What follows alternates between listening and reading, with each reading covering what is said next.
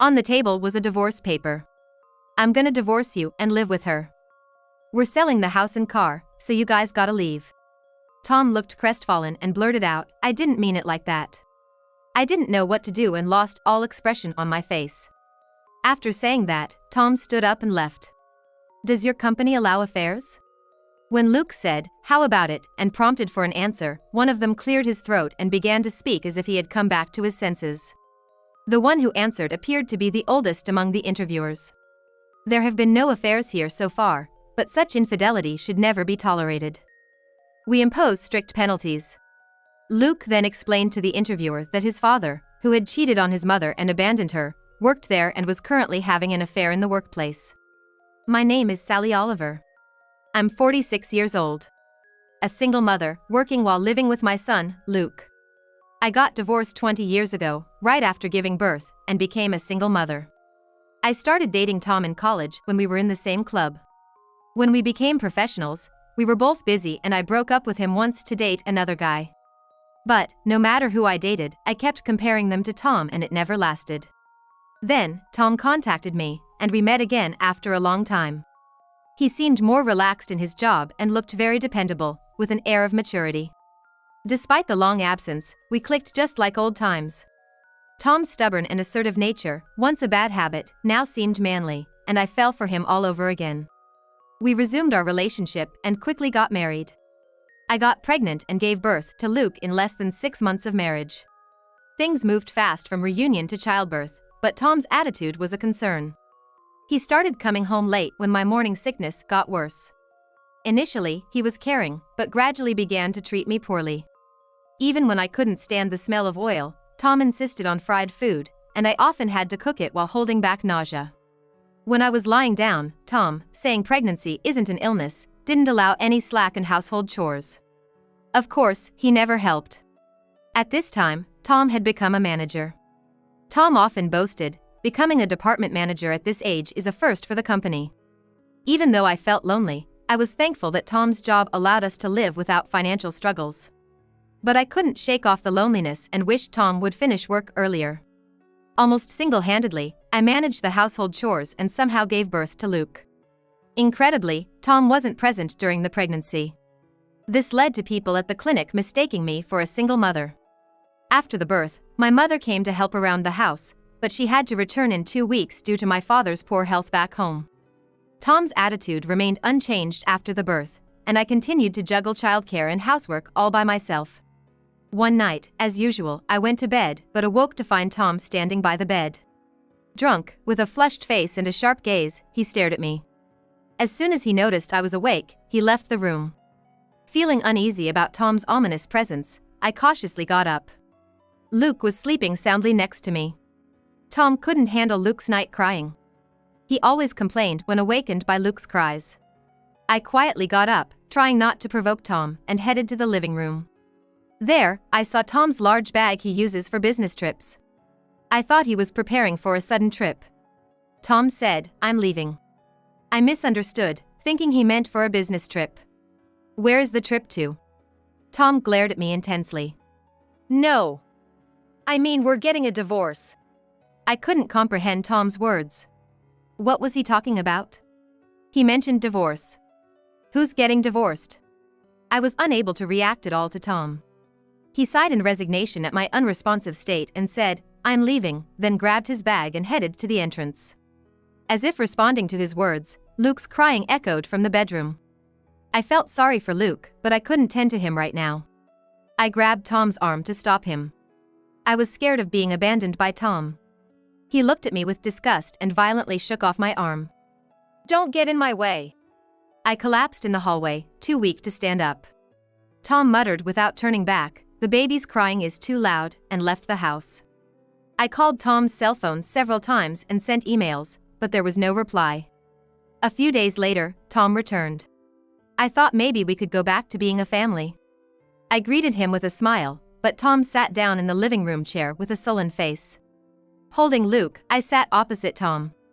As I was about to speak, Tom took out a piece of paper from his bag. Seeing it, my heart almost stopped. I can't say I didn't imagine it. But being confronted with the reality made my body tremble. I gripped Luke tighter, causing him to fuss. On the table was a divorce paper. "I'm gonna divorce you and live with her. We're selling the house and car, so you guys gotta leave," Tom declared coldly. I was at a loss, expressionless. After saying that, Tom stood up. I didn't want Tom to leave like this. I thought if I let him go now, I might never see him again, so I stood in the hallway, blocking his way. Tom clicked his tongue and pushed past me. "Don't go! I'll change whatever you want." I was desperate to keep Tom. At that moment, I would have done anything to keep him at home. I was in a state of panic. I must have been completely controlled by Tom, both emotionally and physically. The thought of Tom leaving was terrifying. "Don't go!" I cried out in near hysteria. Luke, startled, began to cry loudly. "Enough! I'd rather be with her than you two. It's divorce, that's it." Tom's loud voice startled me, and I involuntarily stepped back. "Stop interfering!" Tom pushed me away, the same way he did before, while I was still holding Luke. I fell in the hallway, protecting Luke. Luke's crying grew louder. Seeing him cry, I was relieved he was alive. Tom looked shocked at first seeing us fall, but then he started walking. After putting on his shoes at the entrance, Tom coldly said, "Sign the papers and get out of the house," and left. Realizing I was abandoned by Tom, Luke and I cried together. Tom's words, "Get out of the house," kept spinning in my head. This house was a single-family home with a yard, bought when I found out I was pregnant. It was Tom who fulfilled my dream of owning a house with a yard. I had cooked Tom's favorite meals, did the laundry, and cleaned every corner of this house. I had dreams of raising Luke here, maybe even turning it into a multi-generational home in the future. But all those dreams burst like a bubble. I called Tom's cell phone numerous times, but there was no reply, and since the house was in Tom's name, I had no choice but to give up. So, I signed the divorce papers and decided to move back to my parents' house. At that time, my mind was so consumed with being abandoned by Tom, I couldn't think of anything else. I didn't even ask Tom for child support or alimony. Life at my parents' house was tough. My father was frail and sickly, and my mother was working as an insurance agent to make ends meet. I too had to work various jobs to survive. Grocery stores, night security guard, delivery, traffic control, any job that paid well, regardless of day or night. We were struggling to survive. I know my busy schedule must have made Luke feel lonely too. Luke's entry into elementary school must have made him emotionally unstable. He didn't want to go to school anymore. Being from a single-parent home and wearing the same clothes all the time seemed to be the reasons he was teased by classmates. Luke never told me any of this, but I heard it from his teacher. When I heard about it, I felt so sorry for Luke, who did nothing wrong, and I couldn't stop crying. The teacher introduced me to a child in a similar situation. I started to share experiences and vent with that child's parent, and I made my first mom friend. Luke also became friends with him and started socializing. Having even one friend made Luke start going to school and brightened up at home. Luke was smart and did well in school, and his elementary school teacher suggested taking the entrance exam for a private middle school, but we couldn't afford it. Sometimes, I'd cry alone at night, wishing Tom was there to help. My father passed away just as Luke was graduating from elementary school. He spent his last years in the hospital and we couldn't see him much, but he passed away peacefully. I tried to contact Tom, but there was no reply. Now, it was just my mother, Luke, and me. Luke thrived in public middle school, making more friends and enjoying school. He balanced basketball, studies, and was among the top students. When Luke was in 8th grade, his teacher recommended a private high school affiliated with a university, but I couldn't afford the tuition. I tried to ask Tom for child support and tuition, but I couldn't reach him. When I went to our old house, there was a new one built there. Seeing the new house, I decided to give up on Tom. I couldn't rely on him anymore. And I resolved to be an independent adult. Luckily, Luke was self-sufficient and at school during the day. I started studying in my free time to get some job qualifications. I love learning and didn't mind the hard work. Luke is probably trying not to burden me as well. He was diligent in school, active in clubs and committees, and improved his grades. Thankfully, he was admitted to a renowned public high school with a scholarship. His childhood best friend also got into the same high school, and we celebrated together as single mother families. Once, Luke asked me, "Aren't we getting any money from Dad?" I didn't go into details, but I told Luke that I couldn't contact Tom and that he was living with another woman. As I spoke, Luke clenched his fists and tears filled his eyes. After I finished talking, only the sound of Luke sniffling echoed in the living room. Since hearing this, Luke became even more focused on his studies. He was in a basketball team at high school, but he often spent his weekends at home, eating meals with my mother and me. Luke never said it, but he must have felt lonely. He cared for my mother and me, always finding reasons to stay by our side. Luke was enjoying his high school life, doing well in his studies. His teacher recommended college, but honestly, we couldn't afford it. I struggled with how to tell Luke this. I worked day and night, fitting in study time for my certification whenever I could. In the fall of his senior year, Luke announced he wouldn't go to college but to a vocational school instead. I had been working hard, cutting back on expenses, but years of overworking had taken a toll on my health. I probably couldn't continue the intense labor I was used to. My mother was also aging and couldn't work as before. Luke's decision was a lifeline in these gloomy times. He must have understood our financial situation well. He wanted to study law at the vocational school and aimed to become a paralegal. Indeed, Luke could probably pass the difficult exams. He said he'd work part-time and take care of his tuition. I gave Luke the money I had saved from working so hard. It wasn't much, but better than nothing. It looked like Luke wouldn't have to immerse himself in part-time work. My mother passed away just as Luke was about to graduate high school. My mother, who went through a lot of trouble because of me and worried about me until the very end. She believed in me unconditionally and always wished for my happiness. I was so heartbroken I felt like losing the will to live, almost succumbing to a life of just crying. But I had Luke. His life was just beginning. I couldn't break down now. Besides, my mother had said she was leaving the rest to Luke. My mother seemed to have told Luke something before she passed away, but he didn't share it with me. It was nagging at the back of my mind. Now it was just Luke and me, and I desperately wanted him to be happy. After graduating high school, Luke started attending a vocational school and got busy with studies and part-time work. Then, I noticed a change in him. He stopped speaking ill of Tom. Until then, he often complained about Tom not paying child support or alimony. I thought he was just too busy with studies and work, but it was something else. When Luke turned 20, I splurged on sushi and we ate together. After we finished, Luke brought an old envelope from his room. I wondered what it was, and to my surprise, it was a private investigator's report. The investigation into Tom's infidelity had been compiled. I was shocked and stared intently at Luke. I was puzzled but then remembered my mother's words, "I'm leaving the rest to Luke." This was given to me by Grandma. She told me to look at it when I turned 20.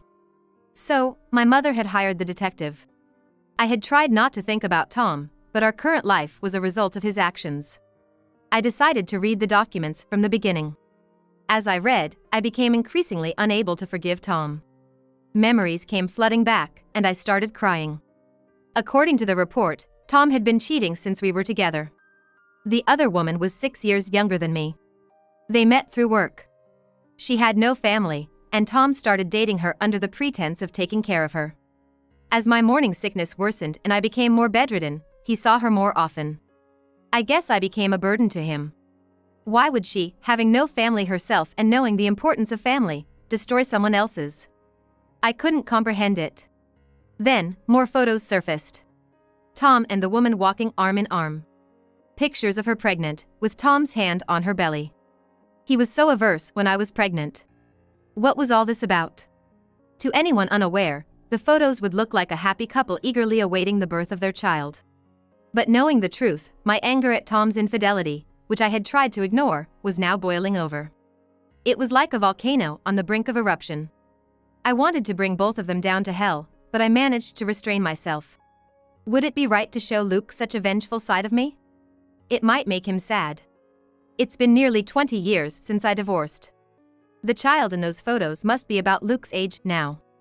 I can't forgive Tom and his mistress, but if I acted on my current feelings of revenge, that child would suffer just like Luke. I need to think carefully about what's best for Luke and that child. A few days later, Luke surprised me with some unexpected news. He had found Tom's current address and visited it. Like me, he couldn't sit still and took action. Luke went to the apartment listed in the investigation report. It was a long shot since it was 20 years ago, and they might not live there anymore. As expected, there was a different name on the door plate. Luke felt a mix of disappointment and relief that Tom wasn't there. When Luke tried ringing the intercom of the adjacent apartment, there was no response. There was no response from the room on the other side either, and as I gave up and stepped outside the property, I saw an old woman sweeping in front of a well-aged house. Luke asked her if she knew where Tom had moved to. She told him that Tom's family had moved to this neighborhood. When they first moved in, a middle-aged couple had come looking for Tom, getting into a heated argument with him. She couldn't understand the whole conversation, but heard words like daughter, child support, and alimony. Hearing this, I realized it must have been my parents. They had tried to make Tom reflect on his actions and demanded child support and alimony on my behalf. I had no idea. Thinking of my parents, I felt like crying but managed to hold back. All I do is cry. It's no wonder I always worried my parents. I need to be stronger. I gathered myself and encouraged Luke to continue his story. The elderly lady said that Tom and his family moved shortly after my parents' visit, but since it was nearby, she remembered well. Luke immediately went to the address she provided. Sure enough, Tom's name was on the door plate. Moreover, the names of the 3 family members were on the nameplate. It seemed like they were proudly displaying their family of 3. Luke took a good look at the house. It had a garden, parking space, a net that seemed for golf, and a basketball goal. Compared to other houses in the area, it was quite a large and luxurious single-family home. While Luke was observing the house from a nearby park, a boy about his age came out of the house. The boy was about to ride a bicycle when the front door opened, and a woman who seemed to be his mother appeared. It was unmistakably the woman from the photos. A magnificent house, a happy-looking mother, a boy dressed in branded clothes. Seeing all this, Luke felt an indescribable anger and clenched his fist tightly. I couldn't stand it. You always worked so hard without any time for makeup or fashion. But that woman was wearing makeup and stylish clothes. Luke said, looking upset and downcast. It's okay. I have you, Luke. Luke, I reassured him. Luke nodded shyly. He left still holding on to his anger. It's no wonder Luke was angry. After all, Tom had built a happy family with his mistress, without paying us any alimony or child support. And then, Luke took an action that surprised me even more. He went to the detective agency. He had requested another investigation into Tom's conduct. I was worried about the cost, but Luke used a little money my mother had set aside. The agency, considering it a follow-up investigation, agreed to do it at a reduced rate. With the investigation results in hand, Luke went to Tom's house. I was amazed at Luke's initiative. He was nothing like me, always moping around. Luke waited until Tom and his child left before ringing the doorbell. A voice from inside said, "Yes," and the door opened. Luke expected someone to answer the intercom, but instead, the door suddenly opened, and there was Kelly, Tom's mistress. "Who are you?" Kelly asked without any suspicion, smiling. Luke was taken aback by her smile, but managed to remember what he needed to do and handed her the investigation report. Kelly looked puzzled as she took it. "You and your family have put us through hell. You have no idea how much we've suffered. My mom hasn't even had the time to properly do her hair, let alone wear makeup. How could you do something like this?" Luke confronted her with all the anger he had been holding back. Kelly was taken aback by Luke's intensity and seemed to have no idea what he was talking about. Perhaps moved by the sight of Luke's tearful and desperate plea, Kelly invited him into the house. Luke later told me, she probably felt sorry for me, with tears in my eyes. Once inside, Luke first explained to Kelly that he had conducted a background check through a detective agency and found out where they lived. He then detailed how Tom had cheated on me during my pregnancy, how we received no alimony or child support, and how we had been living a hard life. Kelly listened silently until the end. I thought Luke had somehow come to terms with it, but I was completely mistaken. The story so far was just the beginning. A week after this confrontation, Luke announced he was going to an interview for an internship at a law firm. He was about to graduate from vocational school. He had narrowly missed passing the paralegal exam. And he decided to work in a legal field while aiming for the qualification. Luke didn't tell me where he was interviewing. At that time, I had a strange premonition. The law firm he applied to was a major one, with many applicants, but Luke had made it through the document screening to the interview. Luke said with a smile, "It's all thanks to my serious attitude in class and actively submitting assignments." Little did I know, all of this was part of Luke's plan. Luke returned from the interview. I couldn't shake my uneasy feeling since the day he passed the document screening, so I immediately sat him down at the dining table to hear about it. "So, how did it go? Did the interview go well?" Luke grinned confidently. "Yeah, I was a bit late, but it went well. A big success." After gulping down the iced tea I served, Luke began to tell me what happened during the interview. I was completely astonished, forgetting even to breathe. Luke's interview involved 3 interviewers, but he was the only interviewee. Despite Luke being late for the interview, his resume and application documents were well received, and the interviewers had a positive impression of him from the beginning, despite it being the final interview. Luke believed that if he didn't give any strange answers at this moment, he would pass the interview. Since the questions were all in the manual, I answered them smoothly. Luke felt a sense of accomplishment. I had mistakenly thought that Luke had simply finished his interview without incident. The interview had gone smoothly, with the interviewers occasionally smiling, and was about to end. But the atmosphere changed drastically when Luke asked a shocking question at the customary "any questions?" moment. At this point, Luke asks the interviewer an extraordinary question. "Is adultery acceptable in your company?" The interviewers, baffled by this question, fell silent. When Luke said, "How about it?" and prompted for an answer, one of them cleared his throat and began to speak as if he had come back to his senses. The one who answered appeared to be the oldest among the interviewers. "There has been no case of adultery here, but such acts of infidelity are absolutely not tolerated and are met with severe penalties." I responded with a smile, "Thank you," when I heard this answer. Then another interviewer asked, "Why would you ask such a question?" So I explained. Luke explained to me with a clear and relieved face. Luke then told the interviewers that his father, who had abandoned his mother through infidelity, worked at their company and was currently having an affair in the workplace. Indeed, as I had suspected, Luke was attending an interview at Tom's office. When Luke finished explaining, another interviewer suddenly stood up, slamming his hand on the table. He had turned pale since Luke's last question. He was furious, shouting, "Is this some kind of joke? This is outrageous and disrespectful." Luke remained unfazed by the angry outburst. "Please don't yell just because I hit the nail on the head, Dad." At the word Dad, the other interviewers reacted. They all were turning to look at the angry interviewer. Yes, this interviewer was indeed Luke's father and my ex-husband, Tom. Luke had known about Tom's office through the detective's investigation. He thought he might encounter Tom at the interview, given Tom's involvement in HR. Luke had exposed Tom's infidelity right there during the interview. According to Luke, it would have been fine even if the interviewer wasn't Tom. Luke's main goal was to expose Tom's infidelity. I didn't want to call him Dad, but I thought it would be more effective. Luke said, sipping his barley tea with a composed look. He had hoped to tarnish Tom's reputation. However, Tom's presence at the interview and his subsequent outburst only dug his own grave. Tom didn't recognize Luke until the very end. Contrasting with Tom's trembling anger, Luke calmly attacked him. "You cheated on Mom and abandoned her. And now, you're having an affair with a young woman in the office." Tom stood there, fists clenched, but was pushed back into his chair by the older interviewer. Luke knew from the detective's additional investigation that Tom was still cheating within the office. I was astonished to hear this. How could he still be cheating with another woman? Beyond anger, I was just appalled. The audacity to have an affair with a coworker was just too selfish. Luke showed me photos of Tom walking happily with a young female employee. He had presented these photos to the other interviewers. With such evidence, Tom had no way to deny it.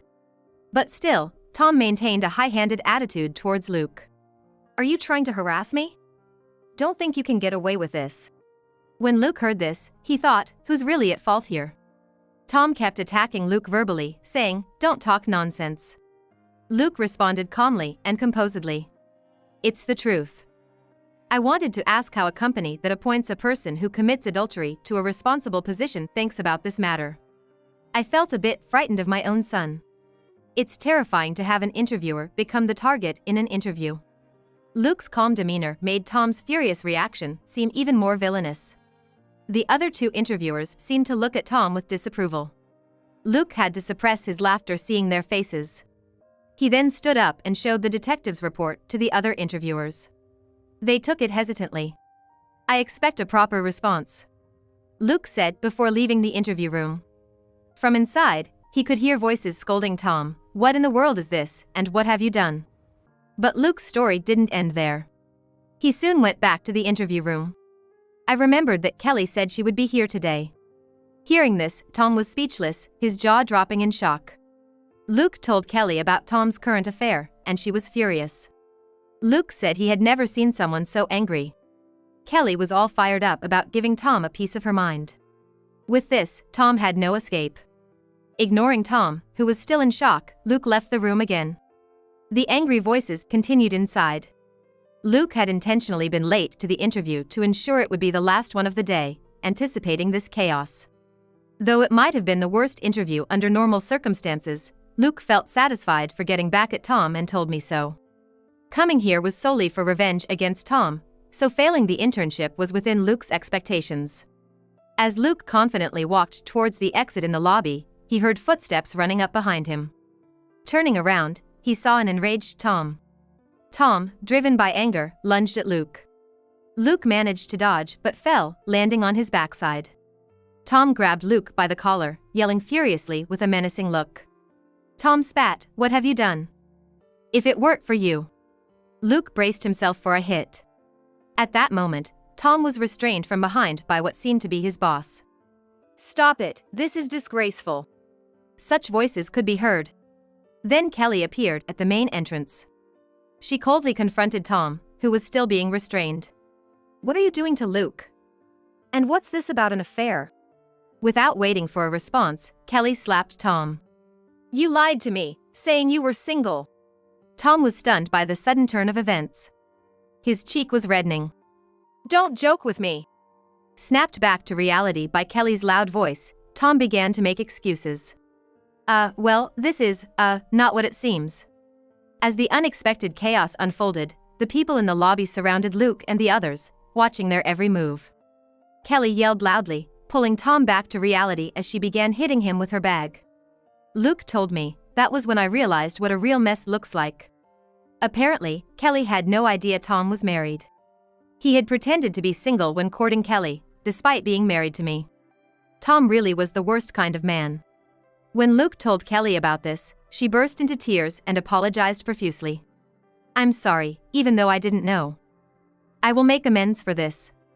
"I'm truly sorry," Kelly said earnestly, tears streaming down her face. Luke informed Kelly about Tom's affair with another young female employee. This was a fact he learned from the additional investigation by the detective agency. He had planned this revenge after discovering Tom's second affair. Originally, he intended to confront Tom with the report and force him to admit his guilt, but then decided that wouldn't be enough. He intentionally failed the paralegal exam and applied for the internship. Even if Tom hadn't been involved in human resources, it would have been possible to expose this fact during the interview. So he thought that this way, Tom could face social consequences. Fortunately, Tom was involved in HR and ended up being an interviewer, making the revenge even more effective. After the chaos, security guards arrived, and Tom was taken away while still being restrained. Kelly, declaring she would demand alimony and sue Tom's workplace for damages, left indignantly. Stunned, Luke was approached by one of the interviewers. He apologized for Tom's behavior and promised, "We will investigate thoroughly and take appropriate action." This interviewer was apparently Tom's direct superior in the company's executive team. Hearing this story, I was overwhelmed with tears. I was so touched that Luke had done all this for me. "Thank you." Luke, slightly embarrassed, blushed and sipped his barley tea.